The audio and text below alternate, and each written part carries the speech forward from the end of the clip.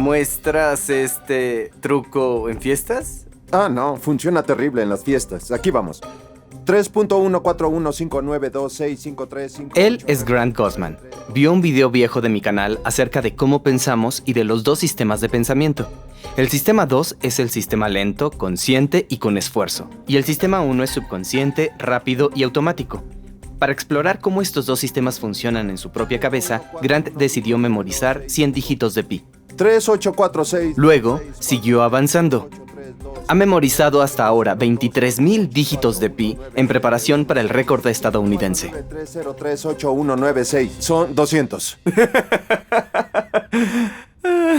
Es increíble. Durante mucho tiempo he querido hacer un video sobre expertos.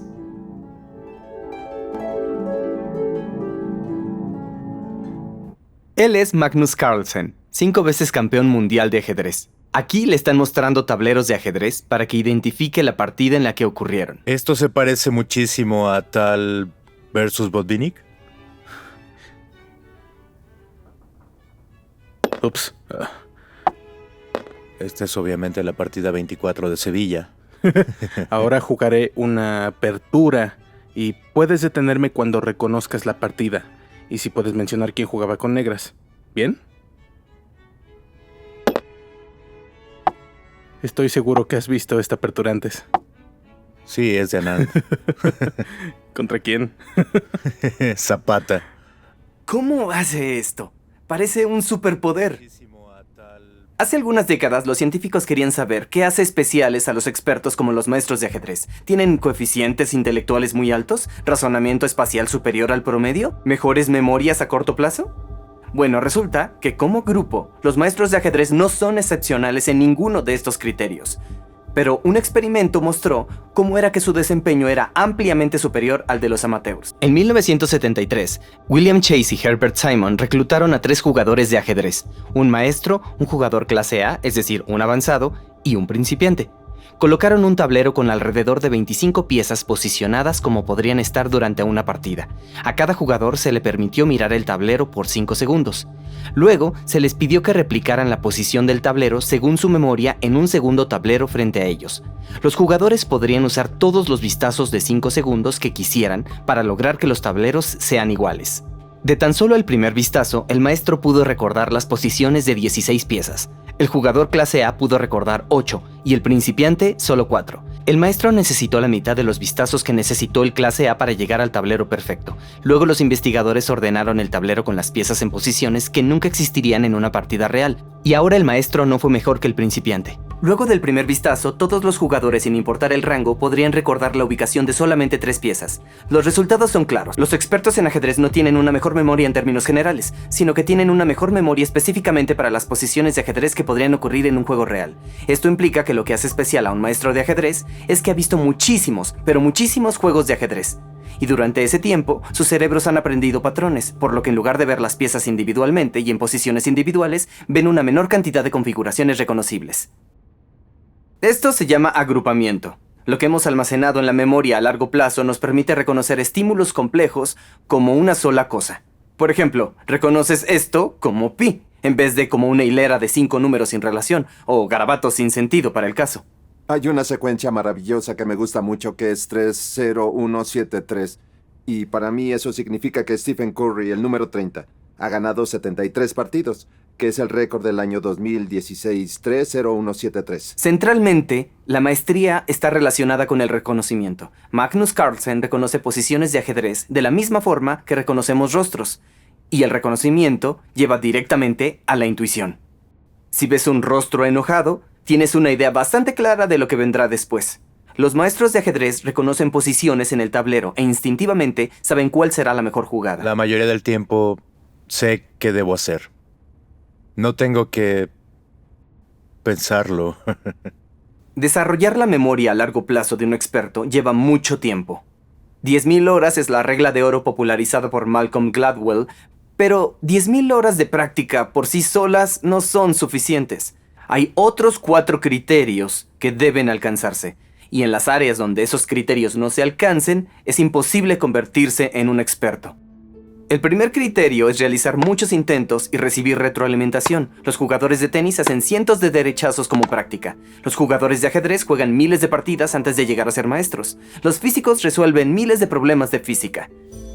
Y cada uno tiene una retroalimentación. El jugador de tenis ve si cada tiro pasa la red y si se va afuera o no. El jugador de ajedrez gana o pierde la partida. Y el físico resuelve bien o mal el problema. Pero algunos profesionales no obtienen repetición en las experiencias con algunas clases de problemas. El politólogo Philip Tetlock escogió a 284 personas que se ganan la vida comentando u ofreciendo consejos sobre tendencias políticas y económicas. Esto incluyó a periodistas, especialistas en política exterior, economistas y analistas de inteligencia. Durante 2 décadas los consultó con preguntas como ¿será reelegido George Bush? ¿Terminará pacíficamente el apartheid en Sudáfrica? ¿Se independizará Quebec de Canadá? ¿Estallará la burbuja del .com? En cada caso, los especialistas contestaron la probabilidad de varios posibles resultados. Para el final del estudio, Tetlock había cuantificado 82.361 predicciones. Bien, ¿cómo les fue? Bastante mal. Estos expertos, la mayoría de los cuales tenía títulos de posgrado, tuvieron un peor desempeño que si hubieran asignado las mismas probabilidades a todos los resultados. En otras palabras, la gente que usa su tiempo y gana su dinero estudiando un tema particular produjo conclusiones más pobres que las probabilidades del azar. Incluso en las áreas que más conocían, los expertos no fueron mejores que quienes no eran especialistas. El problema es que la mayoría de los eventos que deben predecir suceden una sola vez. No han tenido la experiencia de atravesar estos eventos o eventos similares muchas veces antes. Hasta las elecciones presidenciales suceden de forma poco frecuente, y cada una en un ambiente al menos un poco diferente. Así que debemos tener en cuenta que hay expertos que no tienen experiencias repetidas con retroalimentación. El siguiente criterio es un ambiente válido, uno que contenga regularidades que lo hagan al menos un poco predecible. Un apostador que apuesta en la ruleta, por ejemplo, puede tener miles de experiencias repetidas con el mismo evento, y por cada una recibe una clara retroalimentación, sabe si ganó o perdió. Pero no lo podríamos considerar experto porque su ambiente tiene poca validez. La ruleta es esencialmente aleatoria. No hay regularidades para aprender. En el 2006, el legendario inversor Warren Buffett ofreció apostar $1 millón a que podría escoger una inversión que se desempeñaría mejor que los mejores fondos de cobertura de Wall Street durante 10 años. Los fondos de cobertura son fondos de dinero que son activamente manejados por algunos de los agentes más brillantes y experimentados de Wall Street. Usan técnicas avanzadas como las ventas en corto, el apalancamiento y los derivados financieros para intentar generar ganancias importantes, y en consecuencia cobran sumas significativas. Una persona aceptó la apuesta de Buffett, Ted Seides de los socios Protege. Para su inversión seleccionó 5 fondos de cobertura. En verdad, 5 fondos de cobertura. En total era una colección de más de 200 fondos individuales. Warren Buffett escogió una estrategia muy diferente. Eligió hacer la inversión más básica y aburrida que se puedan imaginar. Un fondo de índice pasivo que solo rastrea el valor de las 500 compañías públicas más grandes de los Estados Unidos, el S&P 500. Comenzaron la apuesta el 1 de enero de 2008 e inmediatamente las cosas no se veían bien para Buffett.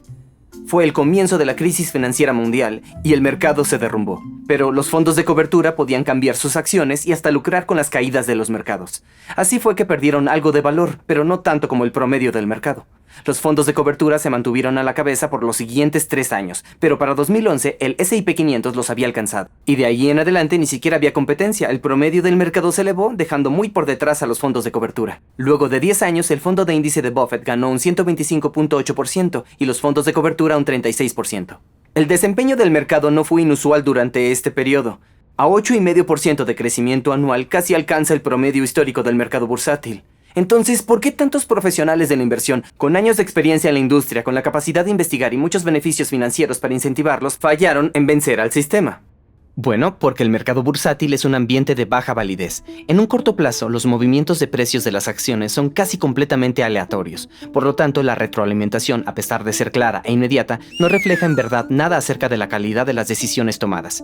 Es más similar a una ruleta que al ajedrez. Durante un periodo de 10 años, casi el 80% de todos los fondos de inversión manejados activamente fallaron en superar el promedio del mercado. Si miras periodos de tiempo más largos, el desempeño por debajo aumenta al 90%. Y antes de decir, eso diría que el 10% de los representantes tienen una habilidad real, considera que solo por azar algunos vencerían al mercado de igual manera. Las carteras o los portafolios elegidos por gatos o tirando dardos han demostrado esto. Y además de la suerte, hay prácticas inmorales que van desde la venta de información hasta los esquemas de fraude. No quiero decir que no hay inversores expertos. De hecho, Warren Buffett es un claro ejemplo. Pero la vasta mayoría de quienes eligen acciones y gestionan activamente inversiones no demuestran desempeño de expertos debido a la baja validez de su ambiente.